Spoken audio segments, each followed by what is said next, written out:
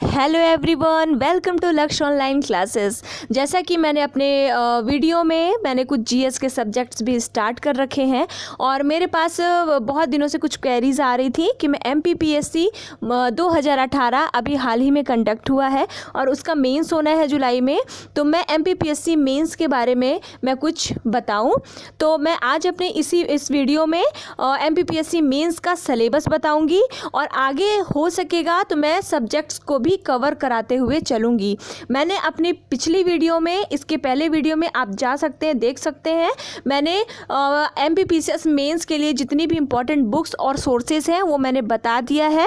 अब इस वीडियो में मैं आपको एमपीपीएससी का सारा सिलेबस बताऊंगी मेंस एग्जामिनेशन का।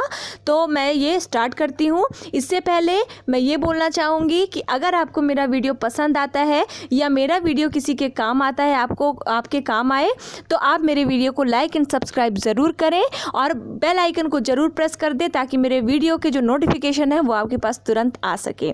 तो अब हम स्टार्ट करते हैं मध्य प्रदेश राज्य सेवा मुख्य परीक्षा का पाठ्यक्रम, एमपीपीएससी मेंस एग्ज़ाम का सिलेबस देखते हैं। यहाँ आपके सामने स्क्रीन पे दिया हुआ है। राज्य सेवा मुख्य परीक्षा में कुल 6 प्रश्न पत्र होते हैं।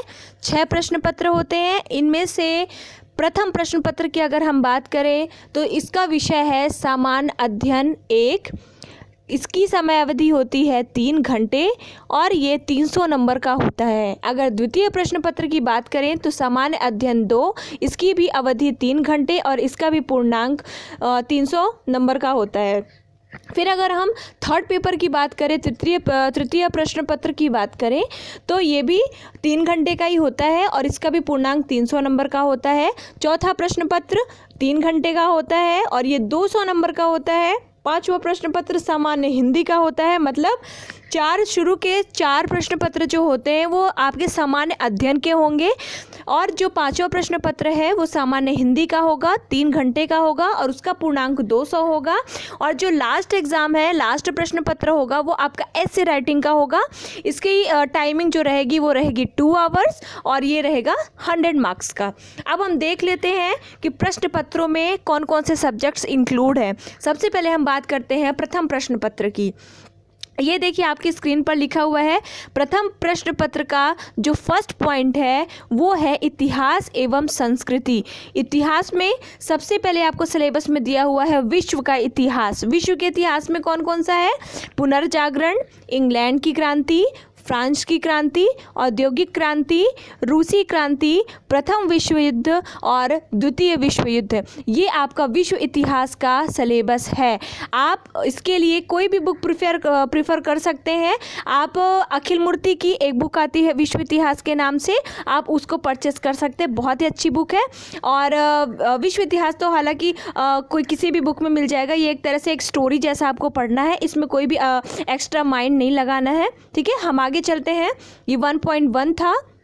अब 1.2 में चले तो ये लिखा हुआ यहाँ पे भारतीय इतिहास, भारत का राजनीतिक, आर्थिक एवं सामाजिक इतिहास, हड़प्पा सभ्यता से 10वीं शताब्दी तक का इतिहास। मतलब यहाँ पे आपको क्या भारतीय इतिहास, भारत का राजनीतिक, आर्थिक, सामाजिक इतिहास ज़रूर बोला है, लेकिन आपको इसमें पढ़ना क्या है?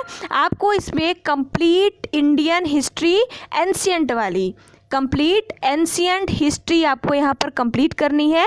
लगभग हड़प्पा से लेकर और जो दक्षिण भारत के साम्राज्य है वहाँ तक आपको इसको कंप्लीट करना है। ठीक है, ये मतलब आपको एंशिएंट हिस्ट्री कंप्लीट करनी है। ये आप एनसीईआरटी से भी कर सकते हो और या फिर आपको कोई भी बुक सही लगे आप उससे कर सकते हो, लेकिन एनसीईआरटी करना ज़्यादा बेस्ट रहेगा क्योंकि ज़्यादातर क्वेश्चन एनसीईआरटी से जो कहते हैं पूछ लिए जाते हैं एग्ज़ाम में। फिर हम आगे चलते हैं 1.3 में। इसमें लिखा हुआ है मुगल और उनका प्रशासन, मिश्रित संस्कृति का उद्भव। फिर नीचे क्या लिखा हुआ है आपको सिलेबस समझना होगा। फिर नीचे क्या लिखा हुआ है? 11वीं से 18वीं शताब्दी तक का मध्य भारत का राजनीतिक, आर्थिक एवं सामाजिक इतिहास। एक तो अलग से मुगल एवं उनका प्रशासन भी दिया हुआ है और 11वीं से 18वीं शताब्दी का मध्य भारत भी इंक्लूड कर दिया है। मतलब आपको 11वीं से 18वीं शताब्दी तक का पूरा इतिहास कवर करना है, मतलब आपको पूरी मेडिवल हिस्ट्री कंप्लीट करनी है। ठीक है, सबसे पहले आपको एंशिएंट हिस्ट्री, फिर आपको पूरी मेडिवल हिस्ट्री कंप्लीट करनी है। फिर हम आते हैं नीचे 1.4 ब्रिटिश शासन का भारतीय अर्थव्यवस्था एवं समाज पर प्रभाव। इसमें आपको मॉडर्न हिस्ट्री आपको पूरी कंप्लीट करनी है। इसमें जो नीचे लिखा हुआ है ब्रिटिश शासन के प्रति भारतीयों की प्रतिक्रिया, ये भी मॉडर्न हिस्ट्री में ही आ जाएगा। इसको बहुत मॉडर्न हिस्ट्री से बहुत ज़्यादा क्वेश्चन पूछे जाते हैं, तो आप इसको अच्छे से कंप्लीट कर लेंगे। ठीक है, फिर आते हैं हम 1.5 में। 1.5 क्या है? भारतीय पुनर्जागरण, राष्ट्रीय स्वतंत्रता आंदोलन एवं इसके नेतृत्वकर्ता। ब्रैकेट में जरूर ध्यान देंगे मध्य प्रदेश के विशेष संदर्भ में।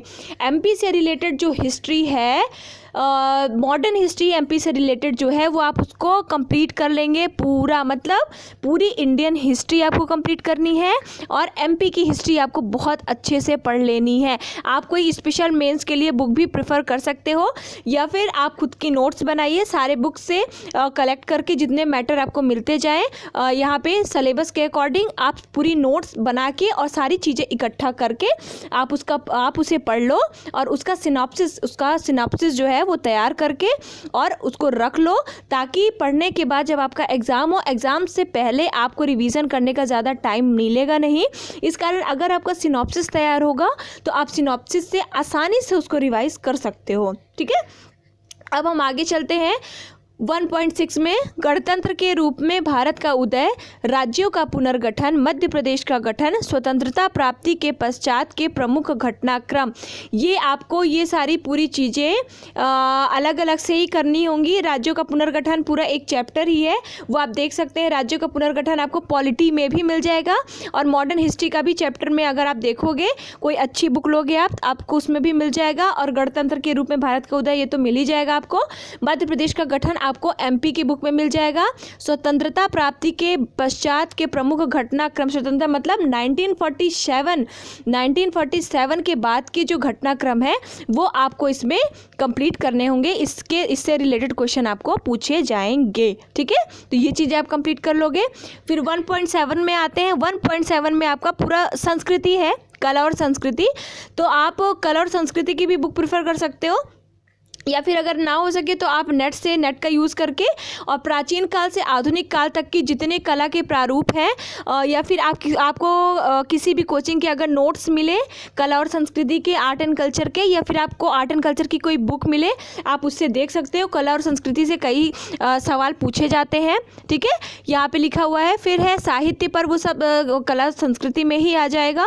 और हाँ, लेकिन ये आप ध्यान रखेंगे कि मध्य प्रदेश के विशेष संदर्भ में भारतीय सांस्कृतिक विरासत, आपको भारतीय कला संस्कृति भी पढ़नी है क्योंकि वो भी पूछा जा सकता है।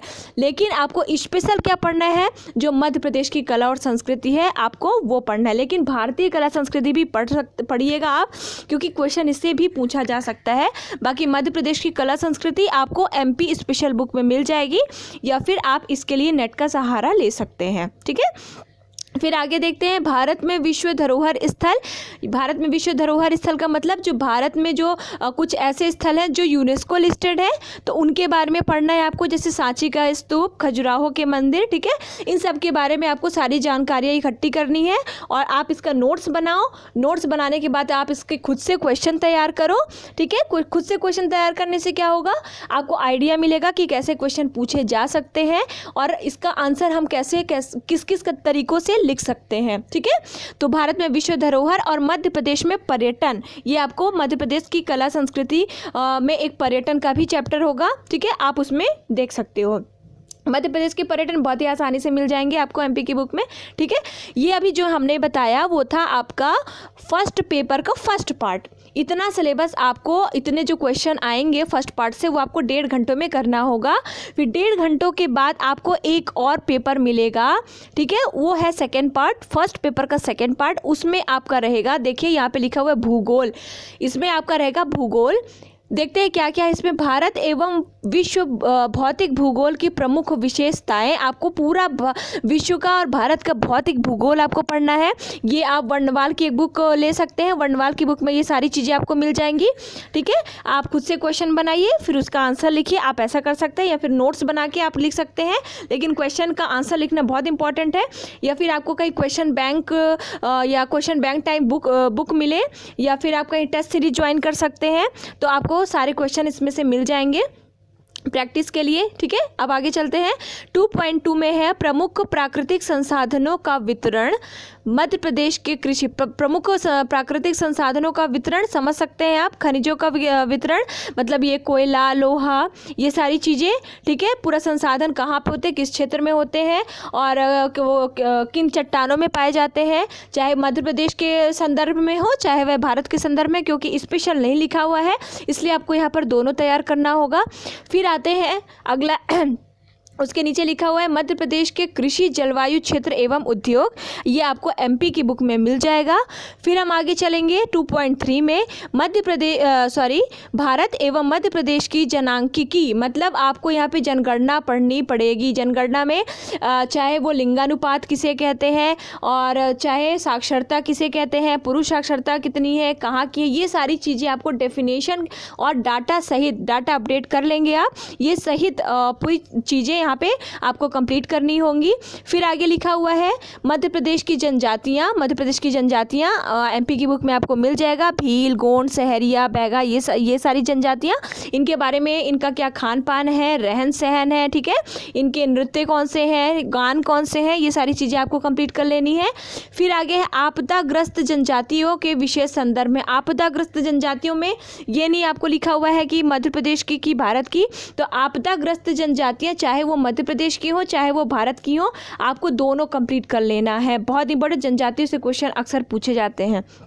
ओके, फिर हम आगे चलते हैं 2.4 में कृषि पारिस्थितिकी एवं मनुष्य के लिए इसकी प्रासंगिकता।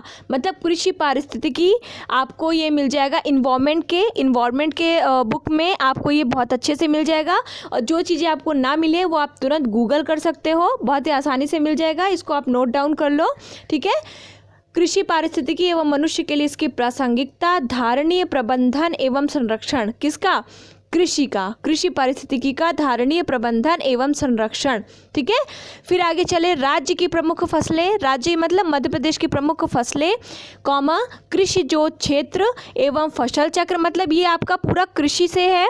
ठीक है, बागवानी, फसलों के उत्पादन और वितरण का भौतिक और सामाजिक पर्यावरण, राज्य में बीज एवं खाद की गुणवत्ता एवं आपूर्ति, कृषि के तरीके, बागवानी, मुर्गी पालन, डेयरी, मछली एवं पशुपालन आदि के मुद्दे एवं समस्याएं, कृषि उत्पादन, परिवहन, भंडारण एवं विपणन आदि से संबंधित समस्याएं एवं चुनौतियां।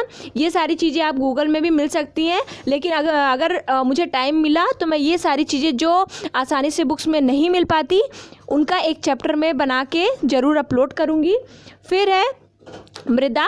यहाँ पे आपको मृदा जो है आपको एमपी के भी संदर्भ में पढ़नी होगी और इंडिया के भी संदर्भ में पढ़नी होगी, और ये आपको फिजिकल ज्योग्राफी में भी मिल जाएगा। फिजिकल ज्योग्राफी में भी आपको उससे भी आपको मृदा का चैप्टर कंप्लीट करना होगा। ये यहाँ पे आप देख सकते हैं, नीचे लिखा हुआ है मध्य प्रदेश में मृदा क्षरण और ह्रास की समस्याएं, जल ग्रहण आधार पर मृदा संरक्षण नियोजन। ठीक है, ये चीज़ें अगर जो नहीं मिलेंगी ये चीज़ें मैं आपको अपलोड कर दूंगी, इसका वीडियो बना के मैं सारी चीज़ें आपको उपलब्ध करा दूंगी। ठीक है, 2.5 है भारत में खाद्य प्रसंस्करण एवं संबंधित उद्योग। ये आपको कोई भी बुक, अच्छी बुक होगी, आसानी से मिल जाएगा। ठीक है, बहुत ईजी टॉपिक है। संभावना एवं महत्व, स्थान निर्धारण, उद्योग की पूर्ववर्ती एवं अग्रवर्ती आवश्यकताएं, मांग पूर्ति, श्रृंखला प्रबंधन, और भारत में भूमि सुधार। ये आपको इकोनॉमी में भी मिल जाएगा और आपको ज्योग्राफी में भी मिल जाएगा। ठीक है, आप देख सकते हैं। अगर आपको कोई भी टॉपिक नहीं मिल पा रहा है तो आप कमेंट में लिखें, मैं पूरी कोशिश करूंगी कि मैं उस टॉपिक को कंप्लीट करवा दूं। फिर है थर्ड है जल प्रबंधन। जल प्रबंधन आप गूगल से ही ज़्यादा सही रहेगा, आप गूगल करके उसका एक नोट्स तैयार कर लो, क्योंकि आपको अपडेट चीज़ें भी मिल जाएंगी। ठीक है, जल प्रबंधन के लिए कौन कौन सी योजनाएं भी चलाई जा रही है कई सारी, तो आप उसको करंट से रिलेट करके भी लिख सकते हैं, तो आप इसको गूगल कर सकते हैं या फिर ज्योग्राफी की चैप्टर में आपको ये मिल जाएगा। ठीक है, फिर है आपदा एवं आपदा प्रबंधन, मतलब डिज़ास्टर मैनेजमेंट। ये आपदा प्रबंधन की आपको बुक में मिल जाएगा, या फिर आप इसको भी गूगल कर सकते हैं। मानव निर्मित एवं प्राकृतिक आपदाएं, आपदा प्रबंधन की अवधारणाएं, विस्तार की संभावनाएं, खतरे, विशिष्ट खतरे एवं उनका शमन। ठीक है, फिर है सामुदायिक योजना। ये आपको आपदा प्रबंधन की एक कोई बुक होगी, उसमें आप मिल जाएगा, आप मार्केट में जाना, आप कोई भी बुक ले सकते हो इसके लिए।